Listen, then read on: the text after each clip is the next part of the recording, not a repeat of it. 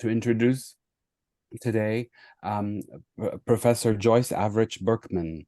And Joyce Berkman is Professor of History Emerita at the University of Massachusetts, where she taught from 1965 to 2014, teaching as well at Mount Holyoke College and in Canada and in Germany, earning the university's Distinguished Teaching Award, its Distinguished Academic Outreach Award, and a U.S. Fulbright Award, among other awards, of course.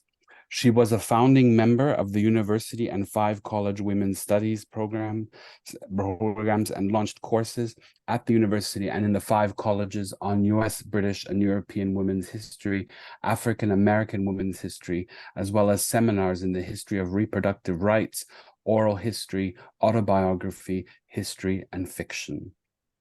Her published scholarship spans multiple disciplines, including philosophy and theology, and issues in historical theory and methodology.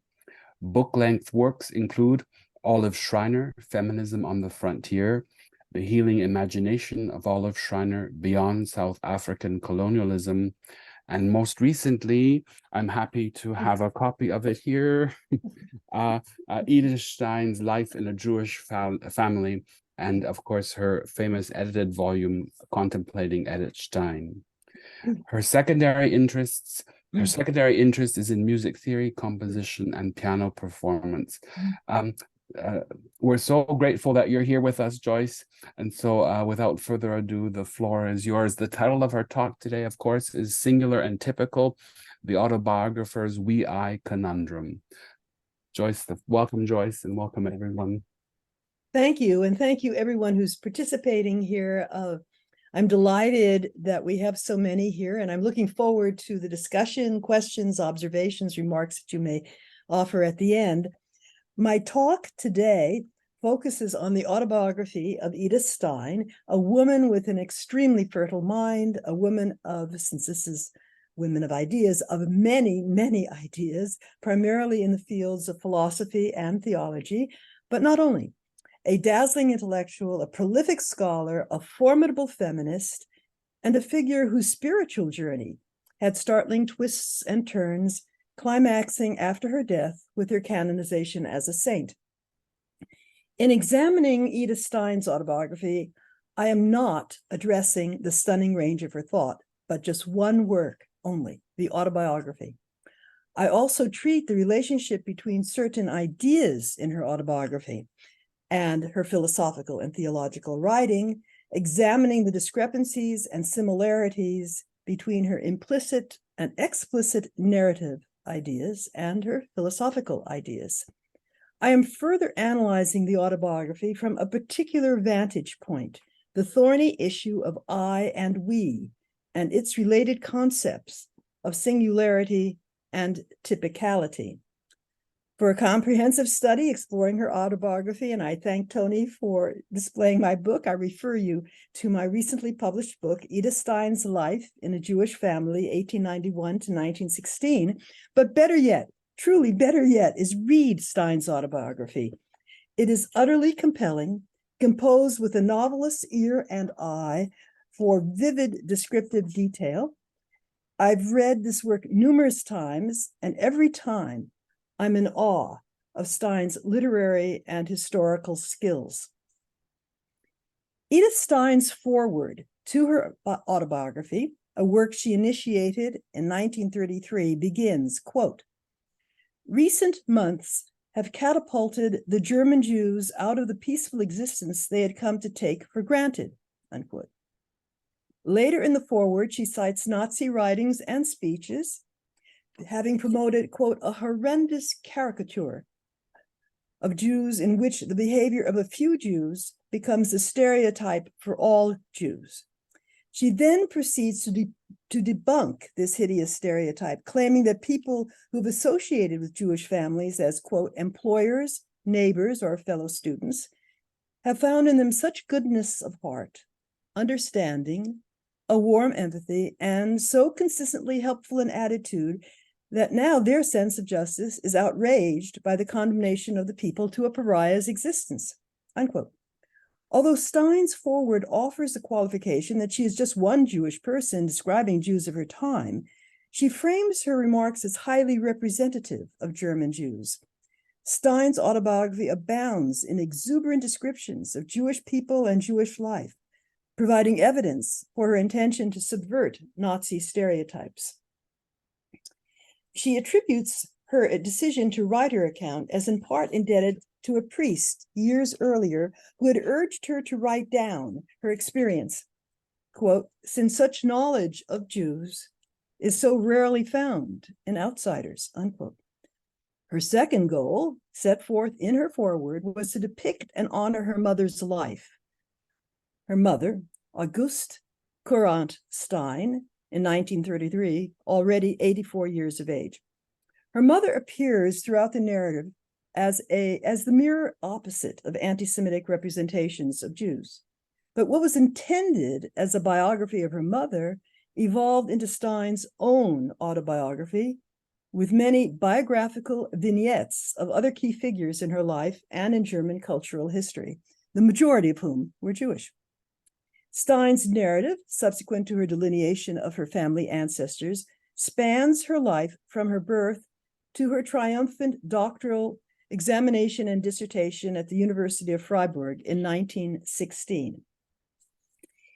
Edith Stein worked on her autobiography throughout the 1930s. Although she interviewed her mother shortly after she entered the Cologne Carmel and became Sister Teresa Benedicta of the Cross, her narrative is wholly the product of her years within the convent. The convent's prioress encouraged Stein to write her autobiography, though placing a higher priority on her completing philosophical and theological treatises, as well as shorter pieces of biography, poetry, and drama for her convent sisters. Since all autobiographies are essentially retrospective, and their memories and interpreted meanings are influenced by ensuing life experiences and reflections, I will offer a brief review for those of you unfamiliar with Edith Stein's life. I know many of you are, but some of you are not, and who simply wish to be reminded if you are somewhat familiar with her life. Edith Stein was born on October 12, 1891, in Breslau, Germany, now Warsaw, Poland, one of the country's most tolerant and least anti-Semitic cities. Of the 11 offspring of Auguste Stein, Stein was the youngest of the 7 who survived their first years of life, Stein's father dying when she was 2.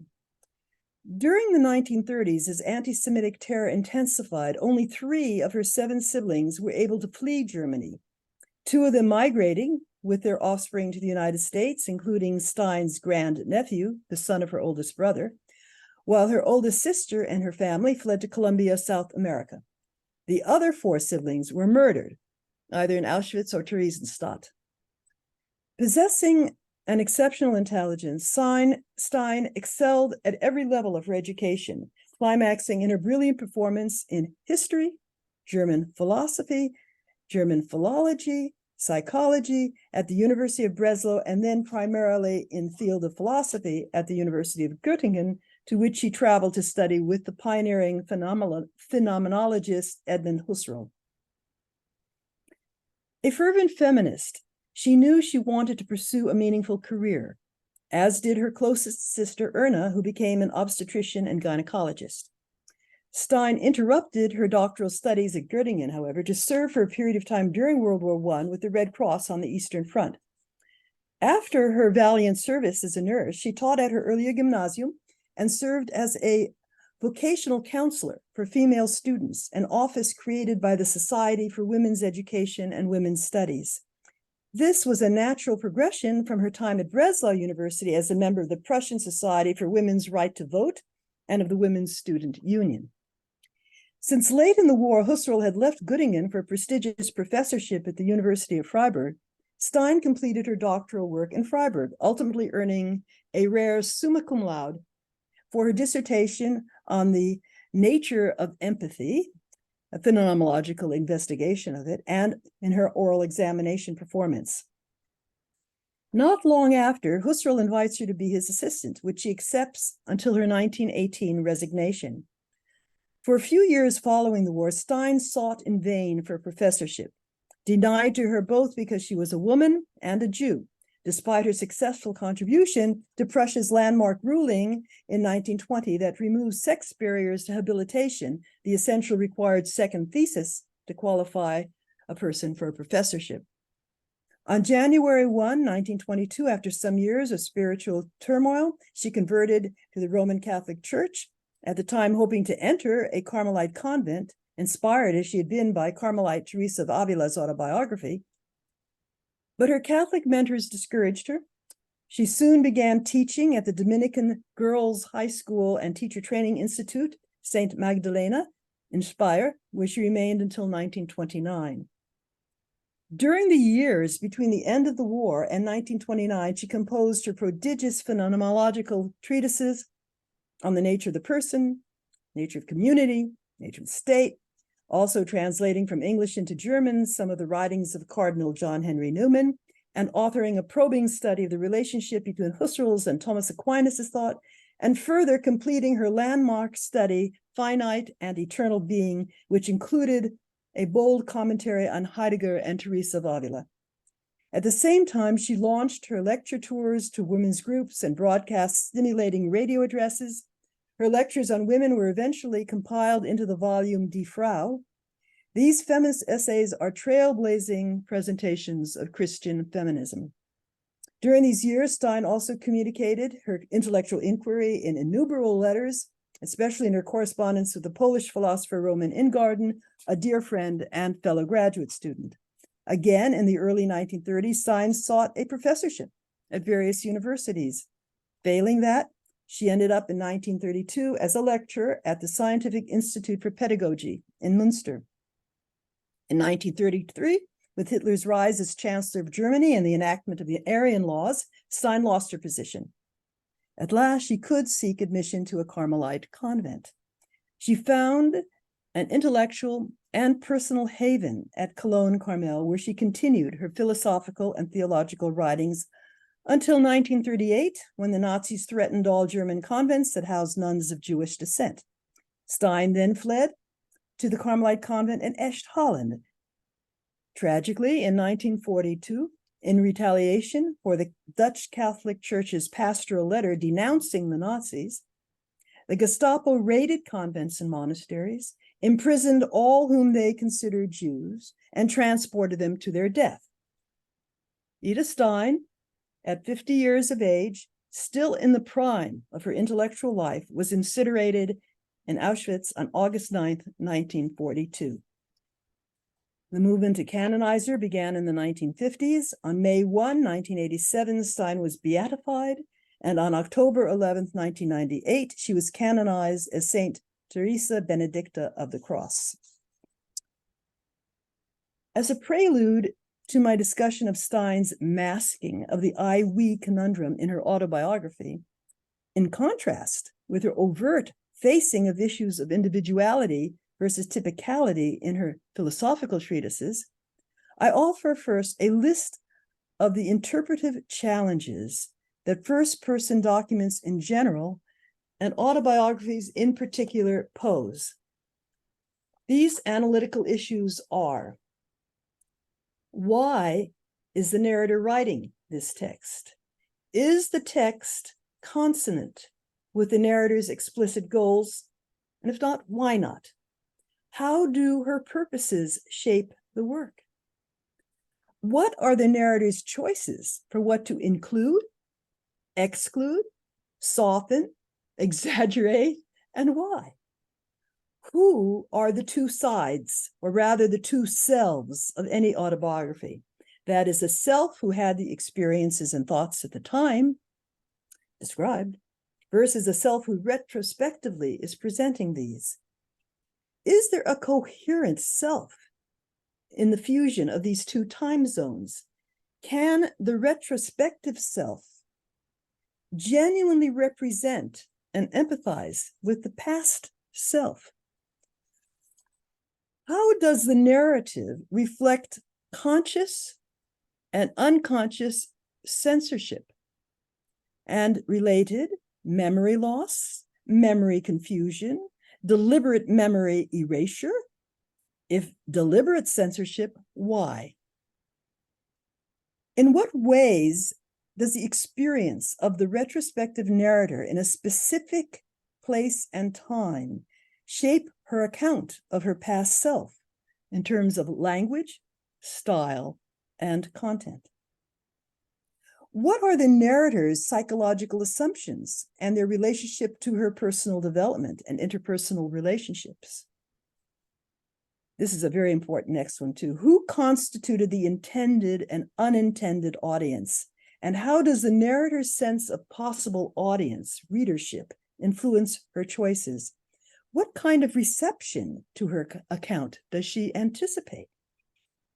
Additionally, a reading of autobiographies may have translation concerns, especially if the reader is dependent on a text written originally in a language other than the reader's native language. If any of you would like to take up one or more of these issues after my talk, I welcome that. Turning now to the primary axis of my talk. Most autobiographies of and before Stein's time explicitly or implicitly claim the reader's experience is emblematic of a wider community, a wider population, not just a singular story. Philosopher Wilhelm Dilthey, states Jerome Bruner, quote, valued autobiography to the extent that it was representative of its times, however unusual or special it might be, unquote. A natural question arises. Representative of whom? Modern autobiography has been usually the project of white, highly literate males with their assumption of their lives' significance to a multitude of readers and narrated from a male perspective about shared notions of selfhood. As feminists such as Valerie Yao observe, quote, what is salient for people of one gender is not necessarily salient for those of another gender, unquote. And Yao proceeds to marshal evidence about gender differences in women's approaches to self-narratives. Similarly, scholars invoke other basic differences based upon broad sociological categories. Salience in terms of race, ethnicity, religion, social class, regionality, sexuality, and so forth. Consider again Stein's opening sentence in her foreword. She claims that German Jews experienced a peaceful existence that they had come to take for granted. Now, her observation may be more or less true for Jews in Breslau, Germany, where Stein was born and spent her youth. But the lives of many German Jews were not peaceful, nor was the peaceful existence taken for granted. Throughout most of Germany during Stein's youth, anti-Semitic movements were rife. Stein's autobiography offers a lot of evidence that she knows this. We may ask why she didn't qualify her remark as descriptive only of most Breslau Jews. Granted, even that qualification may be an overstatement. There are obvious political and potential publication reasons for her generalizing from the circumstances of Breslau Jews to all German Jews. But the fact remains that she slipped into the common pitfall of blurring I and we. Similarly, political consciousness invariably influences our recourse to generalizations about what is typical or not. If, for example, we wish to claim that women are victims of sexual abuse, we may say some or most women, with truly no provable full-scale statistical claim to genuine authority for either assertion. We really don't know the numbers. How do we hedge our bets, so to speak, especially when anti-feminists claim that feminists exaggerate the extent of sexual abuse? Many commentators on the recent Spanish coach's kiss of the captain of the winning women's soccer team argued that his offensive behavior was illustrative of the plight of most women globally. Perhaps such a sweeping statement, whether precisely accurate or not, is crucial if political change is to happen. Later in my talk, I will deal with issues of women and nature of women, typicalities and singularity, but first I have other matters. I know that perhaps many of you, fumble with the I-we conundrum. From grade school onward, we are trained to delete the I in our writing and speaking. After my recent mention of the topic of this talk to a friend, she shared a telling anecdote, and she's here, I think, listening to this. Her fiance, a graduate student in zoology, frequently remarked, "We are experimenting with, and what we're learning is." When she inquired, "Who are the we?" he hemmed and hawed until he admitted, "Me." He was the we. No doubt at points in this talk, I'll commit this error. I just did when I said we are trained to delete the I. Again, who are we? Were each of you so trained?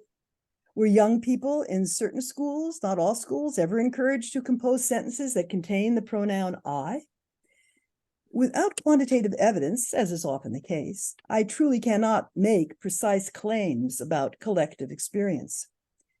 Whether it is typical or not, I find myself taking self-protective recourse to various short of absolute objectives. For example, most people or many people, without declaring a specific percentage of either, whether they constitute a small or large category of population, and to what community or subcommunity or sub-sub-sub-community within populations they are part. Please note other forms of we, as in declaring our sense of this matter, or the subtler yet declaring one senses that this matters, or a simple declarative unattributed sentence such as Toronto has an ideal climate. Whence comes our authority to generalize? Despite her foreword, Stein rarely claims thereafter in her texts that her experience is that of other young women or even of German Jewish women. Most times she steers clear of using the pronoun we explicitly. With caution, however, she resorts to we when she is reporting on an experience or thought that she and another named individual share. The occasions in her autobiography when she does slip into the general we or our to make representative claims, in the way that Dilthey was talking, occur when her life intersects with the political and cultural life of her country. For example, quote, "Our placid student life was blown to bits by the Serbian assassination of royalty," unquote. Placid student life. Placid for everyone? Another example, quote, "No one growing up during or since the war can possibly imagine the security in which we assumed ourselves to be living before 1914, unquote. Did all German women feel secure, utterly secure, before 1914? Sometimes at her most abstract, Stein turns to the general pronoun one, as in, when one finally noticed that the storm was inevitably approaching, one attempted to get a clear idea of what was likely to happen, unquote. Since Stein, throughout most of the autobiography, has no problem using I, why does she resort to one here? With her hoped for publication of her autobiography, which never happened in her lifetime, she may assume that her numerous portraits of individuals, mostly Jewish people, provide ample evidence for her claims about the benevolent character of German Jews, about the lies of German anti-Semitism, and about the experience of women in a patriarchal and sexist educational system. Although Stein usually avoids writing we or our, she clarifies what is distinctively I and singular by contrasting that with generalizations about types of people and the ways people illustrate a population category. In effect, she establishes the singular by establishing the typical. That makes logical sense.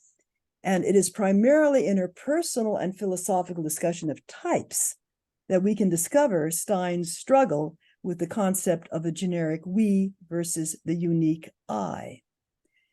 Conforming to romantic philosophical realism that individuals evince a unique, largely coherent, stable, singular I, she struggles to define that I-ness. In both her autobiography and in her philosophical writings, Stein further holds that each individual is unique and articulates the eidetic singularity of each person and the resulting enormity of human diversity. Her basic phenomenological position is that the essence of each individual is not a mere instantiation of a typical property, but rather each individual possesses, this is a quote, an individual core, which also lends to every typical character trait an individual stamp, unquote. What is a stamp? What is the typical trait? In general conversation, the term typical doesn't extend to universal. Typical more readily refers in our conversations to the majority or the aggregate. But with Stein and many other thinkers of her time, typical is rooted in the idea of type. And type is an inborn characteristic, even if dramatically modified during the course of life. Many intellectuals, such as Stein, grappled with the question of the relationship between the phenomena of individuality and the phenomena of type, not wanting to simplify, trying their best to figure it out. Stein's autobiography and philosophical treatises plumb this.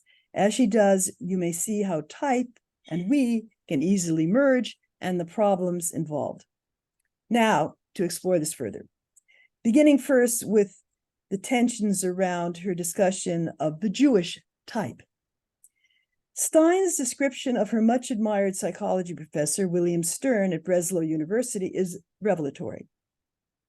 She purports that Stern, quote, represented a distinct type of Jewish personality, unquote. She cites his average height, slight stoop, pale features, brown beard, kind and alert eyes, mild and friendly manner, and excellent mind. Stein adds Stern's typical traits resembled Lessing's heroic figure in his drama Nathan the Wise. Here, Jewish male type is somewhat positive. Much less favorable are many other descriptions. First, she claims that the Jewish male's gusto for life would not preclude thoughts of suicide. Quote, she writes, quote, a Jew is able to endure severe hardship and untiring labor coupled with extreme privations for years on end, so long as he sees a goal ahead. Deprive him of this goal and you destroy his figure. Life then appears meaningless and he can readily decide to throw it away. For this claim, her only authority is evidence from her family. Weenus is unquestioned. A yet more biased and negative portrait appears when she treats the father of her friend Nellie Neumann. Quote, he had not at all the semblance of the typical Jew from the province of Posen, but rather of a German aristocrat. Even in appearance, he was genteel and winning, tall, slender, light blonde, and blue-eyed, unquote. Whereas respect to Professor Stern, she portrays, quote, unquote, the heroic look of a, quote, unquote, typical Jewish male, she here overshadows her dismissive stereotype of a typical Jew from Posen with a glowing stereotype of a German aristocrat. In short, at the very time that she celebrates atypicality, the distinctive individuality of Nellie's father, she stumbles into collective stereotyping. Another example of Stein's mingling, and this is part of the way she is working in a complex way of positive and negative, typically Jewish traits, appears in her description of her friend Greta Henschel, whom she lauds as brilliant, and adds, quote, the two of us were as unlike as one could imagine. Her appearance was typically Jewish, dark-haired, more than normally heavy, loud and lively, with an effervescent wit and sharp repartee. My quiet, serious ways seemed to attract her very much, unquote. In these cases, Stein, while in her mind trying to be balanced, complex, and objective, blithely crisscrosses what's typical and what's individual. As another pertinent ambivalent instance, Stein, while attending the philosophy conference on phenomenology and Thomism at Juvisy near Paris, France in 1932, responds enthusiastically to the remarks of distinguished philosopher Alexander Corre, professor of philosophy at the Sorbonne, who notes the presence of a number of phenomenologists of Jewish descent. Stein is gleeful when he declares, quote, he is another of ours, unquote. Father Daniel Foiling remembers that Stein and Corre spoke of we in the manner of a blood brotherhood, quote unquote. To her Jesuit confessor, she rejoices in belonging to Christ not only spiritually, but according to the flesh. Specific references to the flesh markedly heighten her only partly contained ambivalence. When Stein is serving with the Red Cross in the Lazaretto, she refers to and deplores occasional anti-Semitic remarks. Unlike a timid friend of hers who shies away from identifying Jewish, Stein proudly counters by identifying herself as Jewish, yet adds, as though parenthetically, quote, "By the way, this used to astound people since no one took me to be Jewish," unquote. She never specifies what of her appearance was not typical and exudes an element of pride in her physical and behavioral deviance from the typical Jew. Stein's autobiography is replete with descriptions of personal and institutional anti-Semitism in Germany that challenge her forward's reference to the Jews' peaceful existence, quote unquote. Referring to her sister Elsa long before Hitler came to power, who tried to secure a job as a teacher, Stein notes, quote, "For a Jewess in Prussia, this was next to impossible, and therefore she followed a girlfriend's suggestion to try in Hamburg," unquote. Eventually, Elsa was successful in gaining a teaching position in Hamburg at a private school. Citing anti-Semitism even in Breslau, Stein comments on the careers of two eminent lecturers at Breslau University, deploring that they were, quote, "barred from advancement in their academic careers because of their Jewish descent. All this extremely painful," unquote. I-we tension is decidedly present as well in her discussion of national and regional identity. That's my next set of examples, whether negative or positive, and whether they, in this case, as you see, they verge on reductive stereotypes. She refers to the, quote, "clarity of French or even American thinking, the pensiveness of German or Teutonic," unquote. The English she deems as, quote, "quietly and proudly self-aware," unquote, and as evincing, quote, "unemotional judgments," unquote, while the French are, quote, "upright and possess, quote, a passionate national consciousness," unquote, judging their worldly duties, quote, "ideologically," unquote. Though she abhors hypernationalism, Stein often expresses her pride in her identity as German and more specifically Prussian, and yet at the same time, she critiques that very generalization. She states in her 1922 treatise, Individual and Community, that no one is, quote, "typically German," unquote, since such a being would lack a genuine individual personality. This idea clearly extends beyond the individual stamp that can shape or subsume the typical trait. Stein's conclusion appears most markedly in her gender and feminist analysis of the nature of men and women, as she shuttles mentally back and forth between the typical and the individual as it bears on gender. Individuality triumphs in ways very novel in her time. Stein more than admires, she truly reveres her mother's deviance from the typical female role in Germany of female dependence and domesticity. Her mother, the family breadwinner, interpersonally sensitive, tough entrepreneur, the accepted matriarch of an extended family. Stein hails the women's ability to engage successfully at any level of education and in any male occupation, including the priesthood. Unlike the usual father-daughter story of many women's autobiographies, Stein's autobiography is a mother-daughter homage. Jointly with her mother Auguste, the powerful, resourceful, biblical Queen Esther inspired Stein throughout her life. Stein could not easily then speak about women as we, since she and her mother deviated so far from the conventional female norms of their time. Neither were representative women.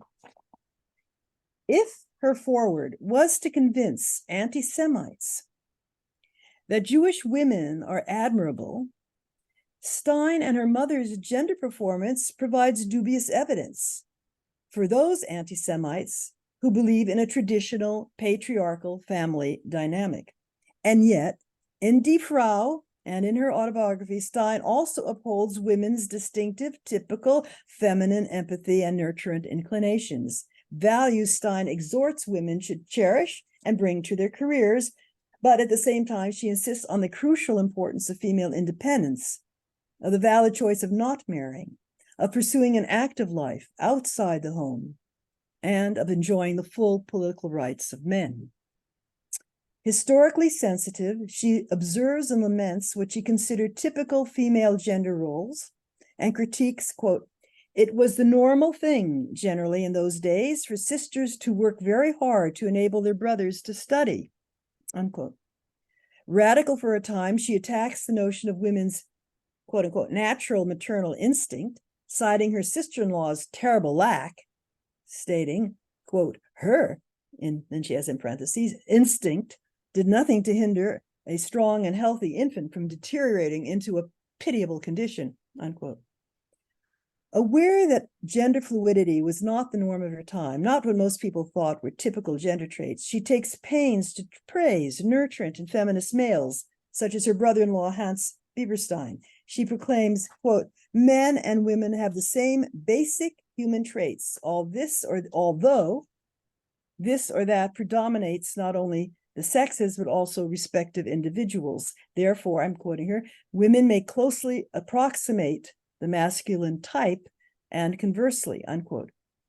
In 1920s Germany, such opinions are quite rare. Correspondingly, at various points in her autobiography, Stein names and condemns sexist and patriarchal ideas and behavior.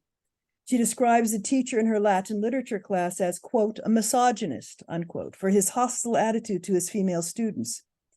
Stein underscores that the sole pressure for the barrier against the hiring of female teachers at her gymnasium during World War I to drop grew from the dire need created by the absence of so many male teachers who were at the war front.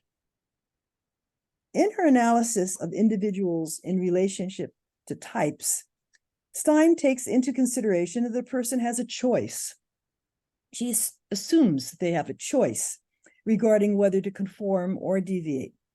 Although she also asserts that an inner core of individuality endows each person with a set of innate tendencies. Still, other influences can be decisive: a person's life experiences, the plethora of external influences on the developing individual. All these circumscribe the degree to which a person is likely to conform to or deviate from type. Nevertheless, as Stein views this inner tension, she applauds the rebellious as well as conforming will.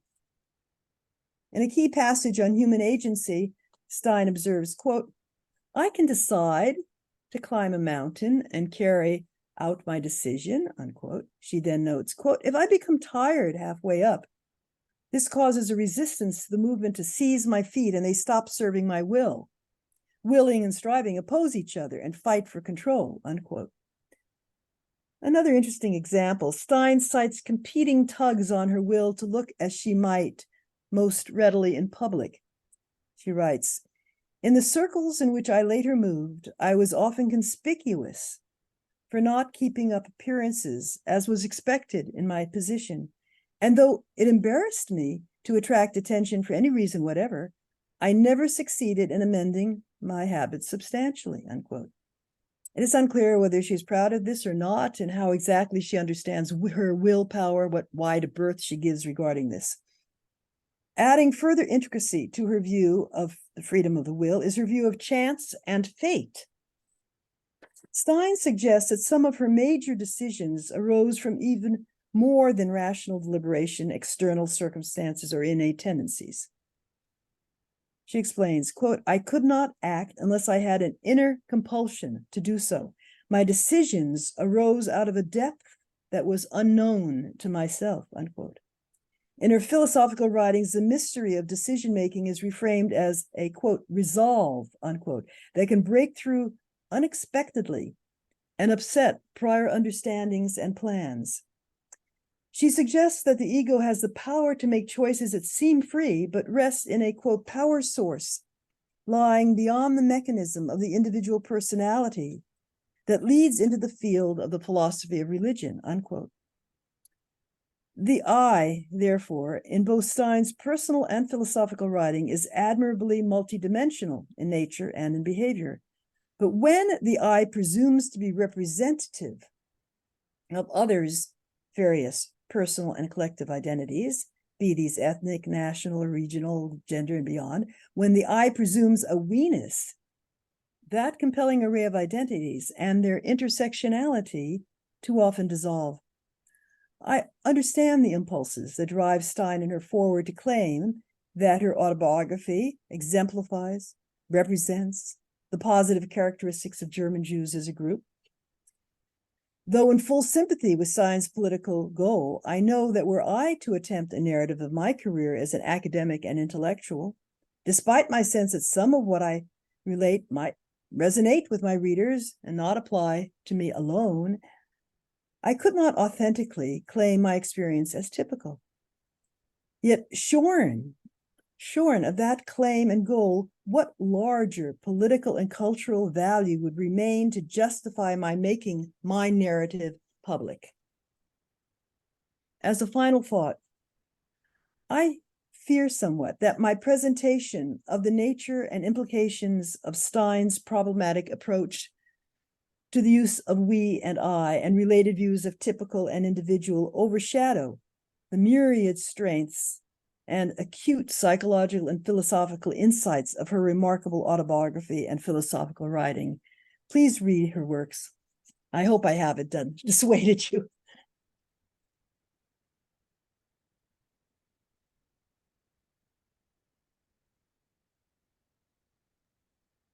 Thank you very much, Joyce, for that wonderful talk, for showing us the intricacies and complexities, sometimes contradictions that we find in Stein's own assessment of herself, others, and of course, philosophy in general as an academic pursuit and so on. So the floor is open. We have time for questions and discussion. And so if you'd like to ask Joyce a question or make a comment, please just use the raise hand function or raise your hand so that I could see. And then or you may put the question in the chat and then Brianne will announce the question and so on. So the floor is open, so please.